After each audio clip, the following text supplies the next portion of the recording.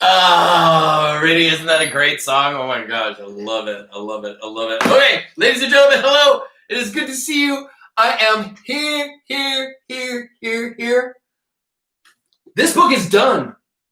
Merry Christmas, Happy Hanukkah, Kwanzaa, all those good things, solstice, all that stuff. And we are into a brand new book. So here's the thing.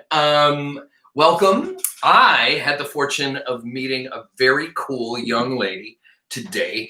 She happened to be in Barnes & Noble while I was in Barnes & Noble doing a little bit of searching for the next book that I want to read. And her name was Michelle Davis. Hey, Michelle, you're there. She and I had about a half an hour hangout about all the different kinds of books. And we talked about Ivan, the one and only Ivan. We talked about Warriors. We talked about Class Act. I've got another young man named Mason who hung out and enjoyed Class Act earlier this year. Let's see. Oh, before we get into this, what I need from you is something that you have that you could use to begin an adventure. I have some really old school friends, Mag, who has been with us for like 4 or 5 stories at this point, and she has a notebook. I have Kate and Anya, who joined us on the last one, Miraculous Journey of Edward Tulane. I have my cousin niece down or over in Washington State, Olympia, and her little man friend. They have been with us, and I actually get to show you using Olympia's old thing. I read her in the beginning of the book that we are going to start today. Last time I had the fortune of being with her, which was last winter, Rainy? It was last Christmas, right? I think it was last Christmas. And so I read this because I wanted to read this book. I really wanted to read this book bad. And now, oh no, it was this summer, right? It was on our camping trip. That's right. And I got to hang out because Olympia has done an incredibly good job with this idea of verbal to visual, right? So verbal to visual is a really simple technique where you open a page, and consistency is important. So open up as close you can to the beginning of the book as you can, and make yourself a chapter. Make yourself like a title page. Make yourself like, this is the beginning of our adventure with the book Where the Mountain Meets the Moon with Grace Lynn, right? And you just put the title there. And I want you to always have at least a pencil or 2 or 3 or 4, maybe some pens. Maybe you're a color kid. Maybe you're, maybe you use like paper make colors like I have in my pencil pouch. And what I want to do is I want you to have a record of your listening. The more you record, the more you're able to look back. So I'm going to show you what Olympia did out in the middle of Wyoming when we were camping this summer, just on a piece of paper. And it's, it goes fast, right? Like, I'm not stopping and letting people do any drawing, but I'm going to tell you that what we read today is going to have something to do with everything that you see on this map. Now, I can see that there's some kind of mountain. I see that there's some little houses over here. I see this thing that's kind of squiggling from the mountain. Maybe a river. I see a teacup or something like that. I see some squigglies, and I see some raindrops here. I see something like a rabbit, and then something about a 3 times or a 2 times. See if any of these things make any sense as we get going on it, right? And so what I want you to understand is this is like, from now on, this is what I mean by get your verbal to visual up. This is an opportunity for you to collect information. What should I collect? Pictures. I should collect little sketches. I should maybe doodle, and maybe I hear a really important line, something really good. And I want to remember it. I want to remember it because, one, it puts a big, beautiful picture in my head, or it makes me feel good, or I think that it might have something important to do. My friend Mag has always done a really nice job of like recording the names of all the characters and maybe some personality traits, things that help her remember who everybody is, so that especially in the exposition, which is the beginning of a book where you're just kind of being dropped into a world, that this is an important place. I decided, a couple things to say, like, why this book, Mr. O? Why this book? Well, one, the cover is awesome. But two, the cover is not enough for me to read a book. I need to have recommendation and I need to have experience. But I see this dragon. I see a little girl. I see a Newbery Honor Award right there. And I am intrigued by the title, Where the Mountain Meets the Moon. And this is one way that you kind of go shopping for a book. But I'm going to tell you that this is one of my very good friends, Dr. Blaylock, a fourth grade teacher at Roberts Elementary. One of his absolute favorite books. This is one of my absolute favorite books. Next to Miraculous Journey of Edward Tulane, if you have not chosen to listen to that one or read that one, highly recommend that one. But this book is an adventure. It's an amazing adventure. So I'm not going to read the back, but you can always do a really good shopping job of at least getting an idea of what the topic is. Never just take the cover of a book. They can sucker you in. There's great artists out there. Now, some of them are telling the truth. But the other thing that I spoke to my friend Michelle about today was that it's really important to maybe spend a little bit of time opening up the book to just a random page and understand that you can spend a little bit of time like counting how many mistakes you make in a little bit of time to make sure that this is going to be a book that you're going to understand. Remember, if you read too heavy of a book or too much of a book, it's going to be hard to lift. It's going to be not as enjoyable because you're not going to be able to move so smoothly through it. But this is what I do. I open a book to any page.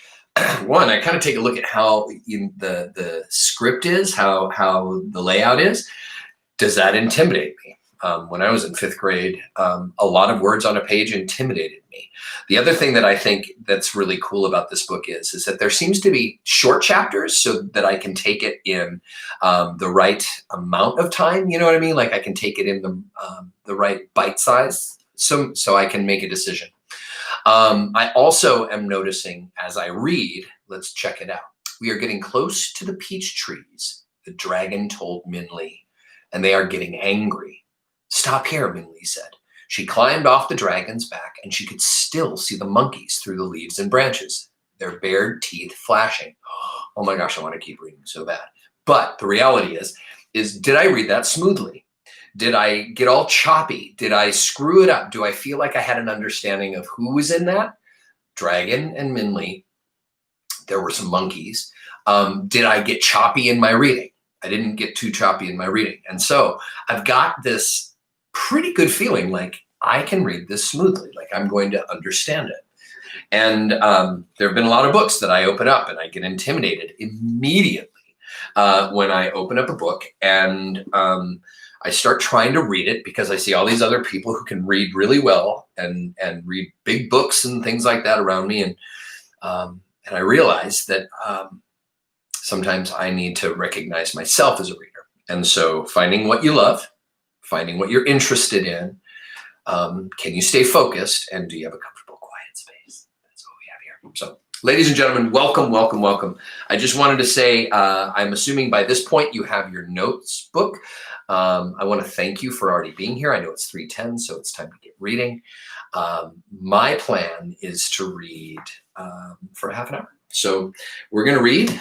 Make sure that you get this. Sometimes people like to break it up into chapters, but really, you know what? Like my friend Oli, I'm going to show it to you one more time. A little verbal to visual. It doesn't have to be perfect. But the reality is that I bet we can look back at this at the end of our reading and remember some of the ideas that we might be able to see. So let's begin another adventure. Where the Mountain Meets the Moon by Grace Lin, Lin. The pictures in this are so beautiful. Everything is so nice. I'm going to show you those pictures because this kind of artwork deserves this dedication page for Robert. Special thanks to Alvina, Connie, Libby, Janet, Mom, Dad, and Alex. Okay, chapter 1. Saw these windows when I was in Vietnam in some of the important castles and things over there. Chapter 1. Far away from here, following the Jade River, there was once a black mountain that cut into the sky like a jagged piece of rough metal. The villagers called it Fruitless Mountain because nothing grew on it and birds and animals did not rest there. Crowded in the corner where Fruitless Mountain and the Jade River met was a village that was a shade of faded brown. This was because the land around the village was hard and poor. To coax rice out of the stubborn land, the fields had to be flooded with water. The villagers had to tramp in the mud, bending and stooping and planting day after day. Working in the mud so much made it spread everywhere, and the hot sun dried it onto their clothes and hair and homes. Over time, everything in the village had become the dull color of dried mud. One of the houses in this village was so small that its wood boards held together by the roof made one think of a bunch of matches tied with a piece of twine. Inside, there was barely enough room for 3 people to sit around a table, which was lucky because only 3 people lived there. One of them was a young girl called Min Li. M-I-N-L-I. Min Li. Min Li was not brown and dull like the rest of the village. She had glossy black hair with pink cheeks, shining eyes, always eager for adventure, and a fast smile that flashed from her face. When people saw her lively and impulsive spirit, they thought her name, which meant quick thinking, suited her very well. Too well, her mother sighed, as Min Li had a habit of quick acting as well. So you hear that? Min Li is already different than everybody else in the village, right? Her mom thinks that she's just a little too quick-spirited in a lot of different ways, and I'm going to watch out for Mom, but I already like Min Li. She's adventurous. Ma sighed a great deal. An impatient noise, usually accompanied with a frown at their rough clothes, run-down house, or meager food. Min Li could not remember a time when Ma did not sigh.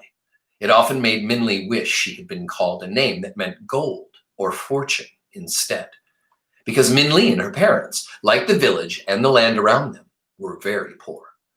They were barely able to harvest enough rice to feed themselves, and the only money in the house was 2 old copper coins that sat in a blue rice bowl with a white rabbit painted on it. The coins and the bowl belonged to Min Li. They had been given to her when she was a baby, and she had had them for as long as she could remember. What kept Min Li from becoming dull and brown like the rest of the village were the stories her father told her every night at dinner. She glowed with such wonder and excitement that even Ma would smile, though she would shake her head at the same time. Ba seemed to drop his gray and work weariness. His black eyes sparkled like raindrops in the sun when he began a story. Ba, tell me the story about Fruitless Mountain again, Min Li would say as her mother spooned their plain rice into bowls. Tell me again why nothing grows on it. Ah, Min Li's father said, you've heard this so many times. You know. Tell me again, Ba, Min Li begged. Please? Okay, he said. And as he set down his chopsticks, his smile twinkled in a way that Min Li loved. Okay, before I get into the story of Fruitless Mountain, who do you know now? Who do you know? You got Min Li. What do you know about her? She's colorful in a place of dark, weird ugliness, mud, right? You've got Ma. What do you know about her? She's a sigher. She sighs. Ba has great stories. We have the explanation as to how Min Li stays positive under really bad circumstances, right? And so now what's really cool is do you see anything in here that you notice yet? Do you see the mountain? Do you see the small village? Do you see the Jade River maybe? Maybe these are rice things. Where's the rabbit from? It's a bowl. And there were 2 copper coins. So my friend Olympia decided to put little rabbits on the coins, even though I think the rabbit should have been on the bowl, right? But she didn't have time for that. That's how much she ended up getting written down while we were reading. So grabbing onto what you can as the story passes by so that you can maybe show off some of the things that you've done. But now we're going to hear the story of Fruitless Mountain. Look at that. That is Fruitless Mountain. It's a giant rock. There's the little village. And look at the little coins. Don't those represent all of those ones? Maybe more than the ones that they had, but they were very poor. Oh, I know, Meg. Me too. The story of Fruitless Mountain. Once, when there were no rivers on the earth, the Jade Dragon was in charge of clouds. She decided when and where the clouds would rain upon the land and when they would stop. She was very proud of her power and of the reverence the people of earth paid her. Jade Dragon had 4 dragon children, Pearl, Yellow, Long, and Black. They were large and strong and good and kind. They helped Jade Dragon with her work, and whenever they flew in the sky, she was overwhelmed with love and pride for them. However, one day, as Jade Dragon ended the rain and moved the clouds away from the land, she overheard some villagers' conversations. "Oh, thank goodness the rain is gone," one man said. "Yes," another said, "I'm so tired of the rain. I'm glad the clouds are gone and the sun is finally shining." Those words filled Jade Dragon with anger. Tired of rain. Oh, glad the clouds were gone. Oh, Jade Dragon was indignant. How dare the villagers dishonor her that way? Jade Dragon was so offended that she decided that she would never let it rain again. Ever. The people can enjoy the sun forever, Jade Dragon thought resentfully. Of course, that meant despair for the people on earth. As the sun beat overhead and the rain never came, drought and famine spread over the land. Animals and trees withered and died, and the people begged for rain, but Jade Dragon ignored them. But their suffering did not go unnoticed by Jade Dragon's children. They were horrified at the anguish and misery on earth. One by one, they went to their mother and pleaded forgiveness for their humans, but even their words did not soften their mother's cold heart. "We will never make it rain for the people again," Jade Dragon warned. Pearl, Yellow, Long, and Black met in secret. "We must do something to help the people," Black said. "If they do not get water soon, they will all die." "Yes," Yellow said, "but what can we do? We cannot make it rain. We cannot dishonor Mother with disobedience." Long looked down at the earth. "I will sacrifice myself for the people of earth," he said. "I will lie on the land and transform myself into water for them to drink." The others looked at him in astonishment, but one by one, they nodded and agreed. "I will do the same," Yellow said. "As will we," Pearl and Black said. So Jade Dragon's children went down to earth and turned themselves into water, saving the people on the earth.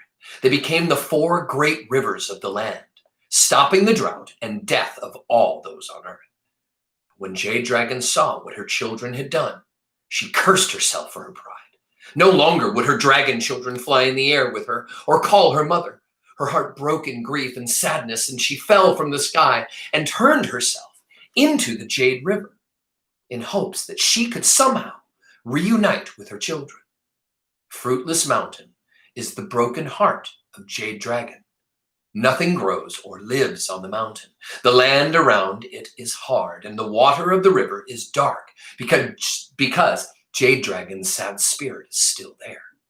Until Jade Dragon is no longer lonely and is reunited with at least one of her children, Fruitless Mountain will remain bare. What do you think of that story? Why doesn't someone bring the water of the 4 great rivers to the mountain? Minli asked, even though she had asked this question many times before. Every time Ba told the story, she couldn't help thinking how wonderful it would be to have the mountain blooming with fruit and flowers, bringing richness to the needy village. Wouldn't that make Jade Dragon happy? When Jade Dragon's children turned themselves into water, Minli's father said, they were at peace and their spirits were released. Their spirits are no longer in the water, so Jade Dragon cannot find them in the rivers. Over 100 years ago, a man tried to reunite them by taking stones from the mountain to all the rivers. That man was not taking the stone for a dragon spirit, That man was not taking the stone for a dragon's spirit, Minli's mother cut in. She never quite approved of Ba's stories, as she felt they made Minli impractical and caused her to daydream. My grandmother told me he was an artist. He took the mountain rock to carve into inking stones. Did he ever come back? Minli asked. No, it probably did not make good ink, Ma sighed. He probably found something finer elsewhere. I bet the bronze on his horse's saddle was more than we will ever have.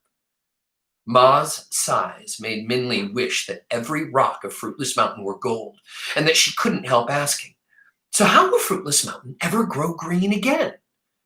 Ah, said her father, that is a question you will have to ask the old man of the moon. Oh, tell that story next, Minli begged. Whenever I ask something important, people say, that is a question you have to ask the old man of the moon. Someday, I'm going to ask him. The old man of the moon, oh, another story. Our house is bare and our rice hardly fills our bowls. But we have plenty of stories, Ma sighed again. What a poor fortune we have. Maybe, Ba said to Minli, glancing at Ma, I should tell you that story tomorrow. Chapter 2. This is what we're given. Chapter 2. Have you started noticing some Asian references? I'm starting to notice a lot of Asian references.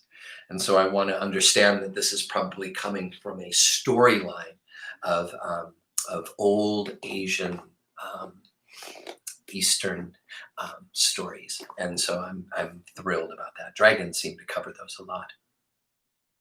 Chapter 2. Every morning before the sun rose, Minli, her mother, and her father began to work in the fields. It was planting season, which was especially grueling. The mud stuck to their feet like glue, and each seedling had to be painstakingly planted by hand. When the hot sun burned overhead, Minli's knees shook from weariness. She hated the feeling of thick, soggy mud on her hands and face, and many times she wanted to stop in irritation and exhaustion. But seeing her parents patiently working, backs bent, made her swallow her complaints and keep doing her job. Hey, Connor. Good to see you, brother. Oh, it's good to see you. I'm so glad you're here.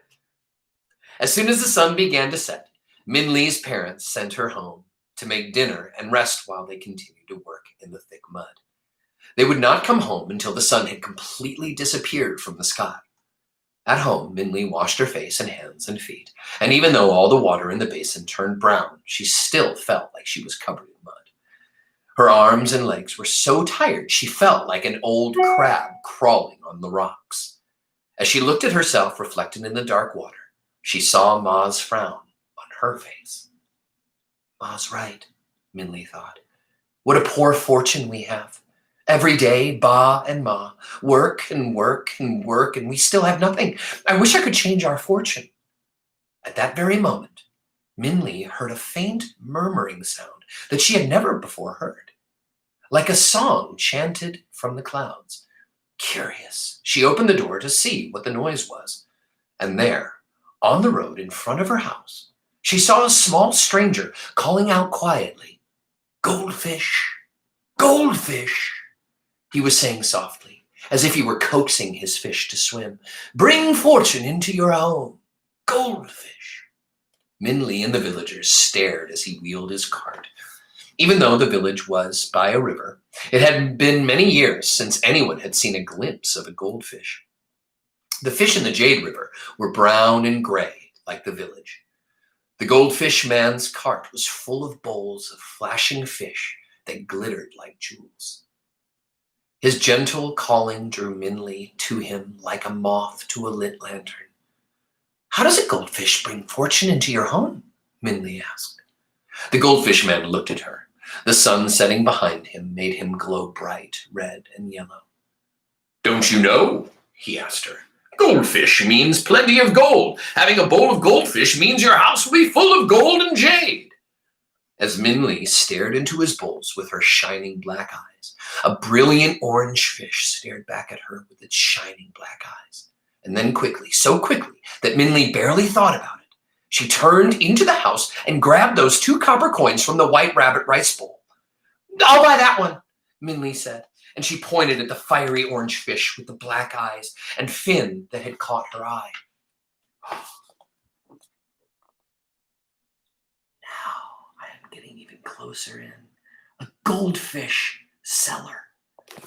Would you like to do that job for a living? Oh my gosh. The other village children looked at her enviously while the watching adults shook their heads. Minli, one neighbor said, don't believe his impossible talk. A goldfish won't bring fortune. Save your money. But Minli was not discouraged, and she held out her copper coins to the goldfish man.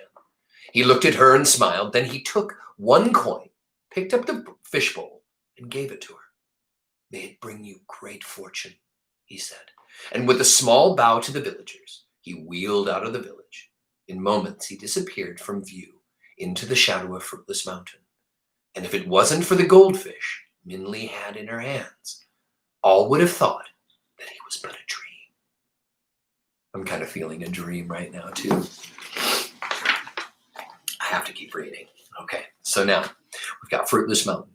We've got Minli. We've got Ma, who sighs. We've got Ba, who tells great stories. We understand why Fruitless Mountain is Fruitless Mountain. It's at least according to the Jade Dragon and 4 children who have turned themselves into water.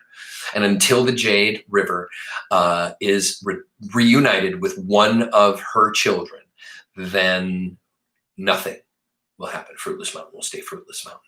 Minli decides, maybe 10, 11, maybe 12. I keep seeing her as being like 10, 11, or 12, your age, right? Like one of your ages. And your heart, Mag, right? And she just can't not buy a goldfish. Chapter 3. But the goldfish was real. And when her parents returned from the fields for dinner, they were not happy to learn that Minli had spent her money on it. How could you spend your money on that? Ma said, slapping the rice bowls on the table. On something so useless, and we will have to feed it. There's barely enough rice for us as it is. I will share my rice with it, Minli said quickly. The goldfish man said that it will bring fortune to our house. Fortune, Ma said. Oh, you spent half the money in your house. Now, wife, Ba said, sitting quietly. It was Minli's money. It was hers to do with as she wished. Money must be used sometime. What use is money in a bowl? It's more useful than a goldfish in a bowl. Her mother said shortly. Who knows, Ba said. Maybe it will bring fortune to our house. Another impossible dream. Ah, Ma said, looking at the plain rice in her bowl with bitterness. It will take more than a goldfish to bring fortune into our house. Like what? Minli asked. What do we need to bring fortune here? Ah, Ba said. That is a question you will have to ask the old man of the moon. The old man of the moon again, Minli said, and she looked at her father. Ba, you said you would tell me the old man of the moon story again today. More stories, Ma said, and her chopstick struck the inside of her empty rice bowl resentfully. Haven't we had enough of those? Now, wife, Ba said again, stories cost us nothing, and gain us nothing as well, Ma said. There was a stony silence as Ba looked sadly into his rice bowl. Minli tugged at his sleeve. Please, Ba, she said. Ma shook her head and sighed, but said nothing. So Ba began. The story of the old man of the moon. Once there was a magistrate. Magistrate. A magistrate, if I am not mistaken, in certain cultures or government cultures would be kind of like a mayor, a representative, the person who oversees a certain region of land. And so I think that that's what you want to put in your brain. Once there was a magistrate who was quite powerful and proud. He was so proud that he demanded constant respect from his people. Wherever he made a trip out of the city, no matter what time of day or night, people were to leave their homes, get on their knees, and make deep bows as he passed, or else face the brutal punishment of his soldiers. The magistrate was fierce in his anger as well as his pride. It is said he even expected the monkeys to come down from the trees to bow to him. The magistrate was harsh with his subordinates, ruthless to his enemies, and pitiless to his people. All feared his wrath, and when he roared his orders, the people trembled. Behind his back, they called him Magistrate Tiger. Magistrate Tiger's most coveted wish was to be of royal blood. His every decision was crafted for that purpose. Every manipulation was part of a strategy to achieve acceptance into the imperial family. As soon as his son was born, he began to make trips and inquiries to gain influence in hopes that he could marry his son to a member of the imperial family. One night, as the magistrate traveled through the mountains, again on a trip to gain favor for his son's future marriage, he saw an old man sitting alone in the moonlight. The old man ignored the passing horses and carriages, the silk brocade, and the government seal, and simply continued reading a large book in his lap, placidly fingering a bag of red string beside him.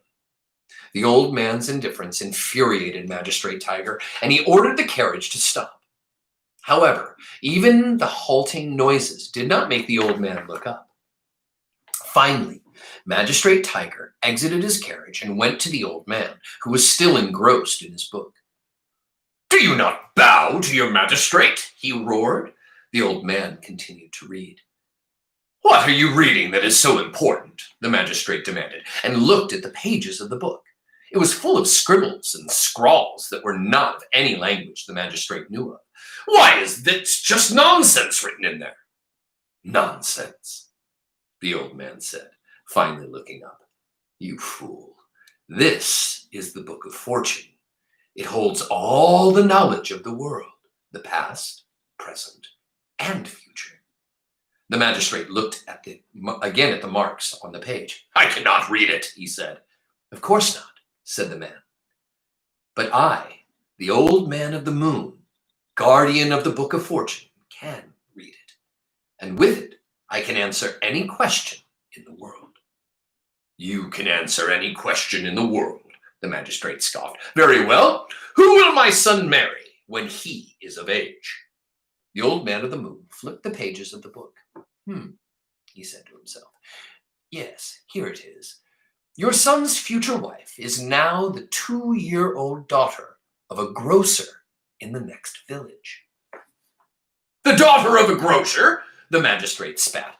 "Yes," the old man of the moon continued. "Right now, she is wrapped in a blue blanket embroidered with white rabbits, sitting on the lap of her blind grandmother in front of her house."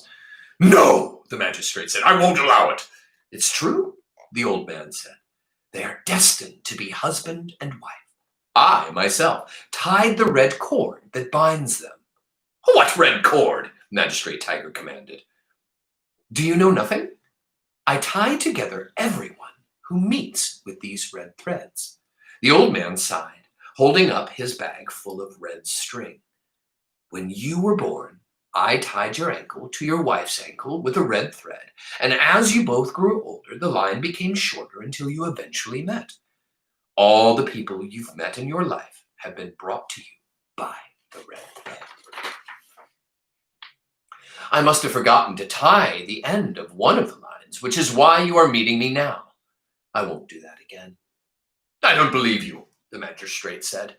Believe or don't believe, the old man said, standing up and putting the book on his back.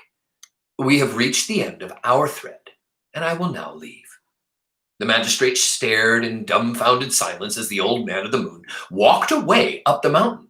Crazy old man, the magistrate said finally. What a waste of my time.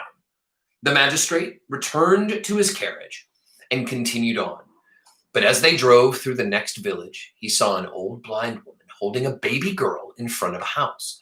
The girl was wrapped in blue blanket embroidered with white rabbits, just as the old man of the moon had promised. Magistrate Tiger burned with anger. I will not let my son marry a grocer's daughter, he vowed. So after he arrived at his guest house, the magistrate secretly ordered one of his servants to return to the grocer's home and stab the girl with a knife. That will take care of her, he thought to himself. Many years later, Magistrate Tiger had his dream fulfilled. He was finally able to obtain a match for his son with one of the emperor's many granddaughters, and his son would inherit the rule of a remote city. On the wedding day, Magistrate Tiger bragged to his son about how he had arranged the marriage and outwitted the old man of the moon. The son, who was not like his father, let's be important to that. That's in parentheses. The son, who was not like his father, said nothing, but after the wedding ceremony, sent a trusted servant to find the grocer's family to make amends. In the meantime, he became acquainted with his bride and was happy to find that they were both pleased with each other. He found his new wife beautiful, the only oddity about her being that she always wore a delicate flower on her forehead. Dear wife, he said, why do you always wear that flower? Even to sleep, you never remove it. It's to hide my scar, she said, touching her forehead in embarrassment. When I was a child, no older than 2, a strange man stabbed me with a knife. I survived, but I still have this scar. And at that moment, the trusted servant came rushing in. Master, he said, I made the inquiries you asked for. In a flood many years ago, the grocer's family perished, except for the daughter.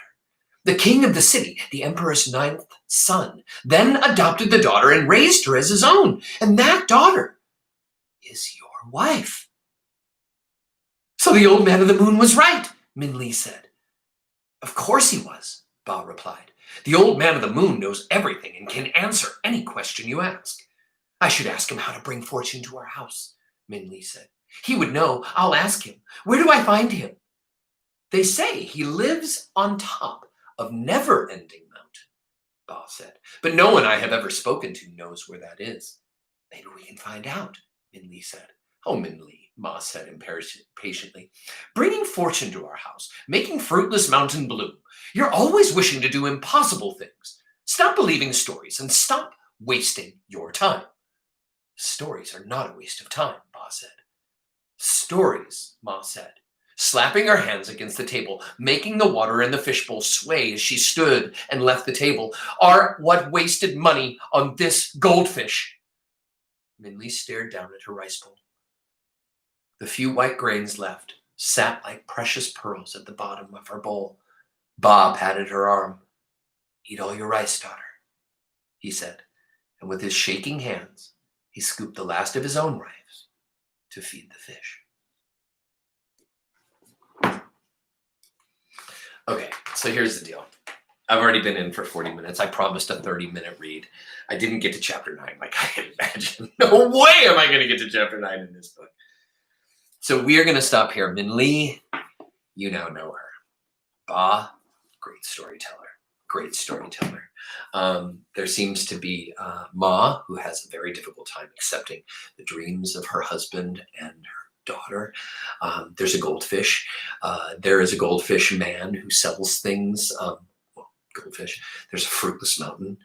There's an old man who has red thread who supposedly connects us all. So I suppose around your ankle and my ankle, there is some red thread. And we are here. And so it is 3:40 in the PM. It is the week before 2021. Remember, I will be here tomorrow, Wednesday, Thursday at 3, And then on Friday, I will be here at 11. These are all Eastern time because that's where I live. Okay, so figure out your times and time differences. But I want to tell you, thank you so much for coming back.